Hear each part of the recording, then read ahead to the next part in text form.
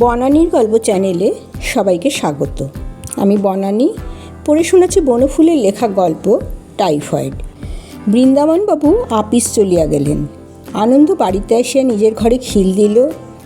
দাদার কাণ্ড দেখিয়া সে বিচলিত হইয়াছিল, কিন্তু বিস্মিত হয় নাই। স্বার্থের জন্য দাদা সবই করিতে পারেন, যাক সে কথা। আনন্দ অনুপমার কথা ভাবিতে লাগিল। জীবনে কোনো স্ত্রীলোকের সম্বন্ধে তাহার এইরূপ মনোভাব কখনো হয় নাই।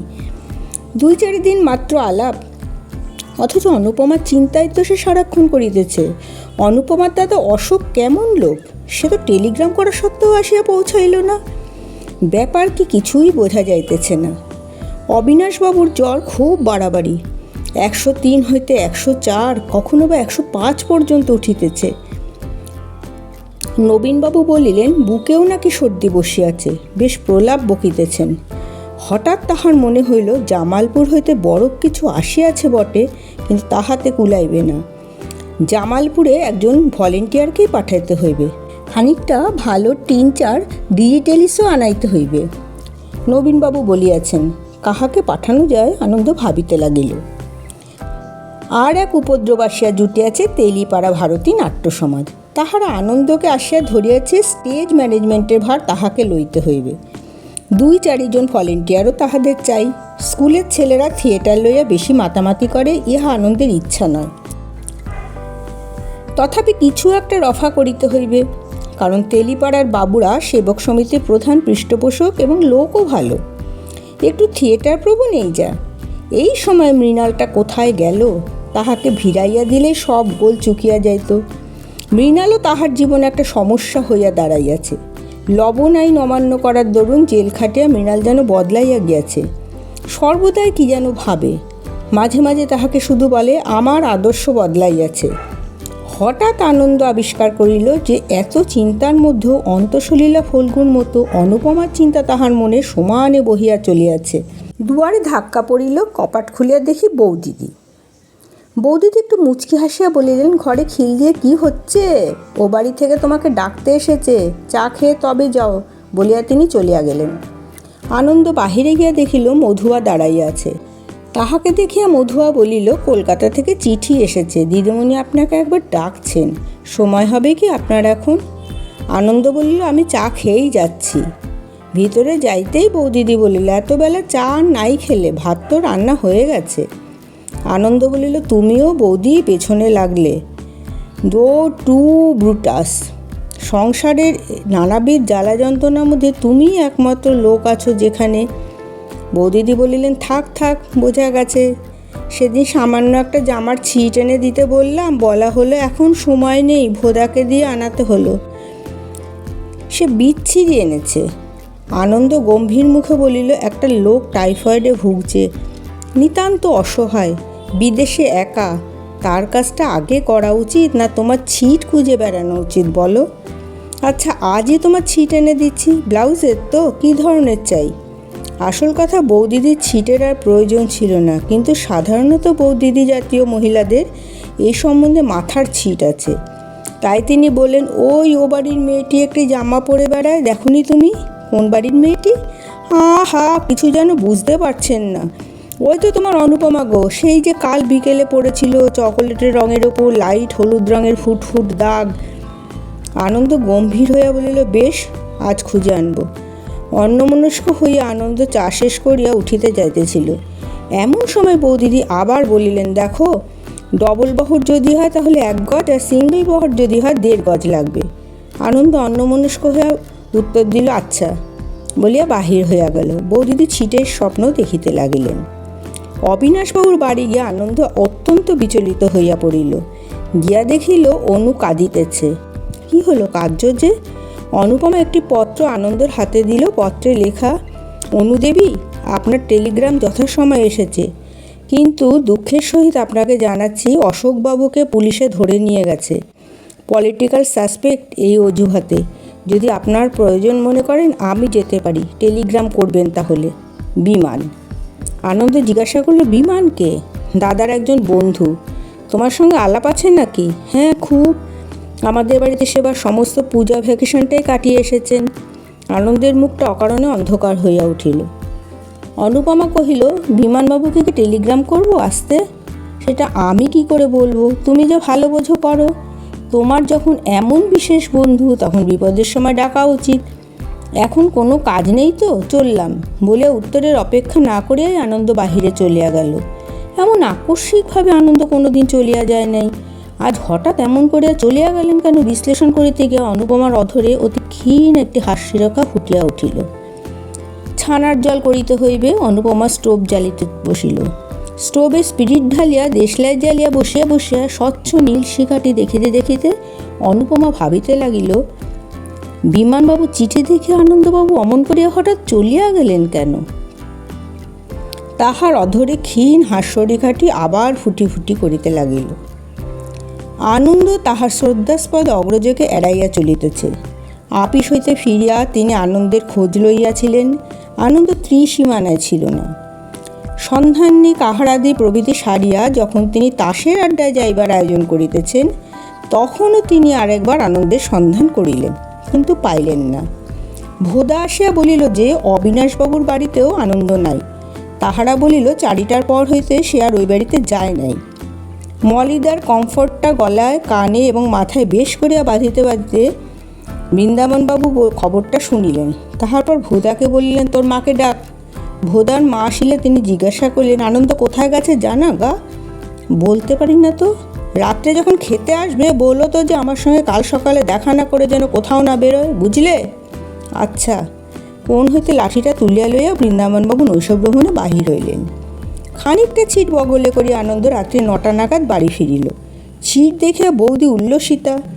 বৌদিদের যাহা কিছু শখের সামগ্রী আনন্দই তাহা চিরকাল আনিয়া দিয়েছে, হয় নিজের স্কলারশিপের টাকা দিয়া, না হয় নিজের হাত খরচের হইতে পয়সা বাঁচাইয়া। বৃন্দাবন মোহন এই সব বিলাসিতার সমর্থন করিতেন না, কিন্তু রোধও করিতেন না। আপিসে যেমন তাহার সহিত বড় সাহেবের সম্পর্ক, বাড়িতে তাহার নিজের সহিত স্ত্রীর সম্পর্ক অবিকল সেইরূপ ছিল। বড় সাহেব যেমন নিম্নতন কর্মচারীদের তুচ্ছ দোষ ত্রুটি উপেক্ষা করেন, গৃহস্থালীর বড় সাহেব বৃন্দাবনবাবু তেমনি এইসব সামান্য বিলাসপ্রিয়তা প্রভৃতি ছোটোখাটো অপরাধ দেখিয়াও দেখিতেন না। এই বিষয়ে তাহার মহত্ব ছিল, স্বীকার করিতেই হইবে। তাহার 2টি বিষয়ে কড়া নজর ছিল, স্ত্রী সতীত্ব ও গৃহকর্ম নিপুণতা। স্ত্রীর সহিত তিনি কথাবার্তা কমই বলিতেন, কিন্তু যখন বলিতেন উপরোক্ত 2টি বিষয় লইয়াই বলিতেন। বাজে কথা, বিশেষত স্ত্রী জাতির সহিত বৃন্দাবনবাবু একেবারেই পছন্দ করিতেন না। লোকে কিন্তু যাক সে কথা। আনন্দ বৌদিদির মারফত দাদার আদেশ শুনিয়া বলল, তুমি দাদাকে বলে দিও এ বিয়ে আমি কিছুতেই করতে পারবো না, তিনি যেন আমাকে মাফ করেন। বেশ তো বাবু, তুমি নিজেই বলো, আমার এসব বিষয় নিয়ে তোমার দাদার সঙ্গে কথা বলতে ভয় করে। না, আমি আর এ বিষয়ে তার সঙ্গে আলোচনা করব না। কিছুক্ষণ চুপ করিয়া থাকিয়া বৌদিদি জিজ্ঞাসা করেন, আজও তুমি যাবে নাকি ও বাড়িতে? দেখি। আহারাদি শেষ করিয়া আনন্দ বাহির হইয়া গেল। আনন্দ বাড়ি হইতে বাহির হইল বটে, কিন্তু কোথায় যাইবে ঠিক ছিল না। অবিনাশবাবুর চিকিৎসা ও সেবা ঠিকই চলিতেছে। সেবা সমিতির বালক ঘড়ির কাঁটার মতো কাজ করিয়া যাইতেছে। তাহার বারবার না গেলেও চলে। বস্তুত অকারণে যাওয়াটা তার নিজেরই যেন নিজের কাছে খারাপ লাগিতেছে। সে নিজের কপটাচরণ নিজেই যেন ধরিয়া ফেলিয়াছে। সে সহসা আবিষ্কার করিয়াছে যে অবিনাশবাবুর অসুখে ছুতা করিয়া আসলে সে বারবার অনুপমার কাছেই যাইতে চায়। আবিষ্কার করিয়া অবধি সে মনে মনে কুণ্ঠিত হইয়া আছে। ঠিক করিয়াছে বিনা প্রয়োজনে সে আর অবিনাশবাবুর বাসায় যাইবে না, অন্যায় হইতেছে। রেল লাইন পার হইয়া সে মাঠের দিকে অগ্রসর হইল। অন্ধকার মাঠ, জনপ্রাণী শূন্য। মাঠের প্রান্তে দূরে একটা পাকা বাড়ি আছে বটে, কিন্তু এই শীতে কপাট জানালা সব বন্ধ। একাকী অন্ধকারে আনন্দ প্রেতের মতন মাঠে ঘুরিয়া বেড়াইতে লাগিল। কত কথা মনে হইল।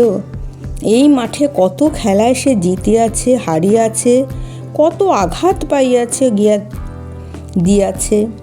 আশৈশবের ক্রীড়াভূমি এই মাঠ। অন্ধকারে জননীর মতো তাহার আর্ত মনে যেন সান্ত্বনা বহন করিয়া আনিল। কত বন্ধুবান্ধবের কথা মনে হইল। কে কোথায় ছড়াইয়া গিয়াছে। স্কুলের সহপাঠী রামদেও, হরেন, নন্দকিশোর, ললিত, কোথায় তাহারা এখন? নিতাই কি এখনও বাঁচিয়া আছে? স্কুল জীবনে নিতাই ছিল তাহার ধ্যান জ্ঞান। নিতাই যদি মেয়ে হইত তাহাকে ঠিক সে বিবাহ করিত। নিতাই এখন কোথায়? যাহাকে না হইলে এক দণ্ডও চলিত না, তাহার কথা এখন আর কই মনে পড়ে না তো। কোথায় সে রসিকলাল? তাহার টিকি লইয়া অহরহ সকলে ঠাট্টা করিত। বেচারিকে ভালো মানুষ পাইয়া একদিন সকলে তাহার টিকিটি কাটিয়া পর্যন্ত দিয়াছিল। রসিকলাল বেচারি কাঁদিয়া ফেলিয়াছিল। কোথায় সে এখন? বাল্যকালে বিস্মৃত বা সঙ্গী দল এই অন্ধকারে মাঠে যেন তাহাকে ঘেরিয়া ধরিল। থাকিবার মধ্যে আছে এক মৃণাল, এই একমাত্র লোক যে তাহার আশৈশব সহচর। কিন্তু সম্প্রতি কিছুদিন হইতে মৃণালের একই খেয়াল হইয়াছে, তাহা সে বুঝিতে পারে না।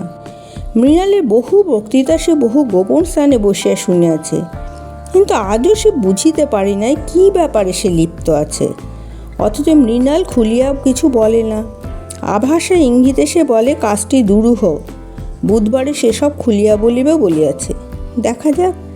আশ্চর্য ছেলে মৃণাল, যেমন শরীর তেমন বুদ্ধি। মৃণাল তাহাকে বারংবার বলিয়াছে যে কার্যে সে ব্রতী হইয়াছে তাহাতে আনন্দের সাহায্য সে চায়, অথচ কী সে কার্য তাহা খুলিয়া বলিবে না।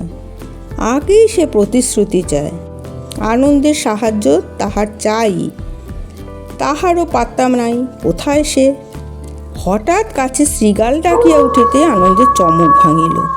কোথায় আসিয়া পড়িয়াছে? এই যে একেবারে পাহাড়ের কাছাকাছি। ফিরিয়া যাওয়া দরকার। ফিরিতে ফিরিতে সে আবার ভাবিতে লাগিল। দেখিল তাহার সমস্ত এলোমেলো চিন্তার মধ্যে একটি চিন্তা তাহার মনের মধ্যে অটুট হয়ে আছে, তাহা অনুপমার। তাহার সমস্ত প্রয়াস ব্যর্থ করিয়া দিয়া অনুপমার মুখখানি তাহার মনের মধ্যে জাগিয়া আছে। আশ্চর্য! হঠাৎ তাহার মনে হইল অবিনাশবাবুর অসুখ যদি বৃদ্ধি পাইয়া থাকে, সে তো কাহাকেও কিছু বলিয়া আসে নাই। যদি প্রয়োজন হয় তাহা হইলে তাহাকে তো কেউ খুঁজিয়াও পাইবে না। যতদূর সম্ভব দ্রুতগতিতে সে ফিরিতে লাগিল। অন্ধকারে তাড়াহুড়ো করিয়া রেল লাইন পার হইতে গিয়া সে হোঁচট খাইয়া পড়িয়া গেল। হাঁটুটা বোধহয় ছড়িয়া গেল। গলিটার মোড়ে আসে সে একেবারে থমকিয়া দাঁড়াইল। মিউনিসিপ্যালিটির বাতিটা হেলিয়া পড়া পোস্টের উপর হইতে যৎসামান্য আলো বিকিরণ করিতেছে। সামনের একটি বাড়ির পাকা বারান্দায় একটি কুকুর কুণ্ডলি পাকাইয়া শুইয়া আছে। শব্দ পাইয়া কতগুলি ছুঁচা কিচকিচ করিয়া সরিয়া পড়িল। চতুর্দিক নিস্তব্ধ।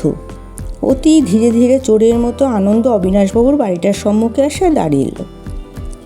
অবিনাশবাবুর ঘরে আলো জ্বলিতেছে। তাহার পাশের ঘরের জানালায় মনে হইল যেন অনুপমা দাঁড়াইয়া আছে। তাহাকে দেখিয়া সরিয়া গেল। আনন্দ একবার নিজেদের বাড়িটার দিকে চাহিয়া দেখিল, সমস্ত চুপচাপ। তখন সে ধীরে ধীরে ডাকিল, বিনয়। যাই বলিয়া একটি বালক আসিয়া বাতায়নে দাঁড়াইল। কপাট খুলে দিয়ে যা। যাই বলিয়া বিনয় নামিয়া আসিল। আসিয়া বলিল, বাহ, কপাটটা তো খোলা রয়েছে, আমি যে বন্ধ করে গেলাম, খুললে কে? আনন্দ ভিতরে প্রবেশ করিতে করিতে মৃদুস্বরে জিজ্ঞাসা করিল, কেমন আছেন অবিনাশবাবু এই বেলা? ভালো না, জ্বরটা একটু আগে দেখেছিলাম 104.6 ডিগ্রি। সর্বদাই বিড়বিড় করে কী যে বকছেন আর বিছানায় কী যেন খুঁজছেন। অনুপমা জেগে আছেন নাকি? এক্ষুনি তো জেগেছিলেন। আনন্দ আস্তে আস্তে সিঁড়ি দিয়া উপরে উঠিয়া গেল। উঠিয়া দেখিল আপাদ মস্তক ঢাকা দিয়ে অনুপমা ঘুমাইতেছে। কে বলিবে এখনই জাগিয়াছিল। আনন্দ অবিনাশবাবুকে দেখিয়া ধীরে ধীরে আবার নামিয়া চলিয়া গেল। ভারতী নাট্য সমাজে একবার যাওয়া দরকার, অনেক করিয়া তাহারা বলিয়া গিয়াছে। যাইতে যাইতে তাহার মনে হইল অনুপমাকে সত্যি ঘুমাইতেছে। পরদিন আনন্দের উঠিতে বেলা হইল। শুইতে অনেক রাত্রি হইয়াছিল। উঠিয়াই বৃন্দাবন মোহনের সহিত দেখা হইয়া গেল। কানে পৈতা জড়ানো বৃন্দাবন আনন্দকে দেখিয়া বলিলেন, বেলা 8টা পর্যন্ত শুয়েই থাকবি নাকি? উঠে পড়। আনন্দ উঠিয়া পড়িল, পলাইতে পারিল না। বৃন্দাবনবাবু বললেন, কাশির ব্যাপারটা আমি মিটিয়ে ফেলতে চাই, ওসব ছেলে মানুষই ছাড়ো। আনন্দ চুপ করে আর রহিল। বৃন্দাবন মোহন ছাড়িবার পাত্র নহেন, বলিলেন, চুপ করে থেকে লাভটা কি বল? হ্যাঁ না একটা কিছু বলতেই তো হবে।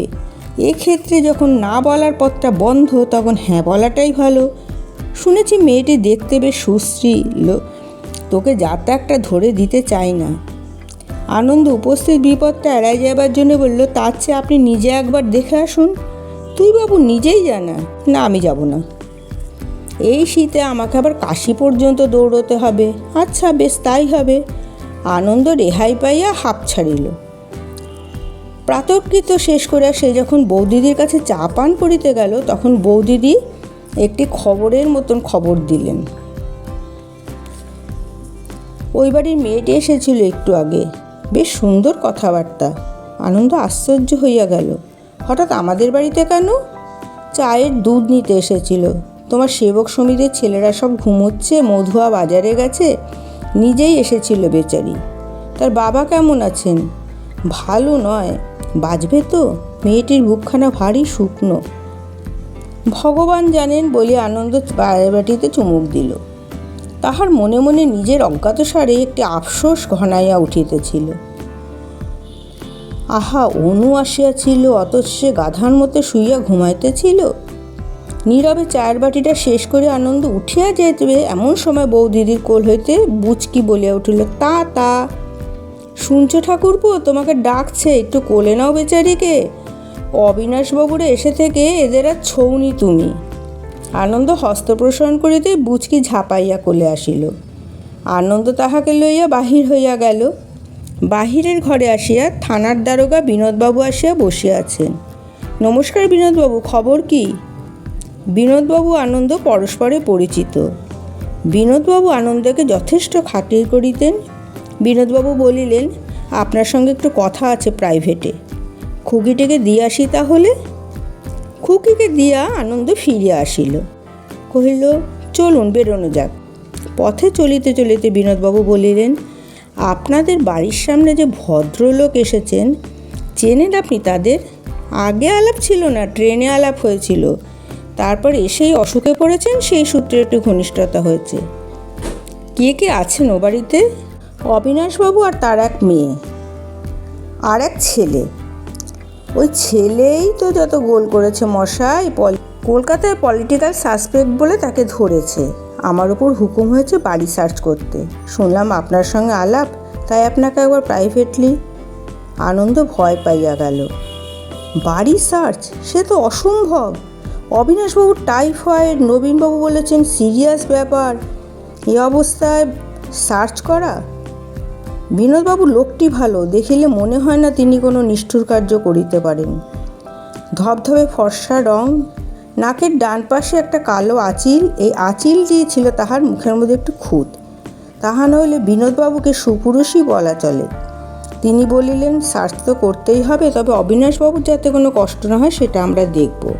তাছাড়া আপনি যখন রয়েছেন এ ব্যাপারে, কোনো রকম সে কথা বলাই বাহুল্য। বুঝলেন কি না, আমাদের চাকরি, কিছু মনে করবেন না। চলুন তাহলে। আনন্দ বিস্মিত হয়ে বলল, এখনই? হ্যাঁ, সেরেই ফেলা যাক বলিয়া বিনোদবাবু ফিরিলেন। আনন্দ সঙ্গে সঙ্গে ফিরিল। সার্চ করিয়া বিশেষ কিছু বাহির হইল না। বিনোদবাবু কার্য সমাধা করিয়া চলিয়া গেলেন। যাইবার সময় বারংবার ক্ষমা প্রার্থনা করিয়া গেলেন। সত্যিই লোকটি ভালো।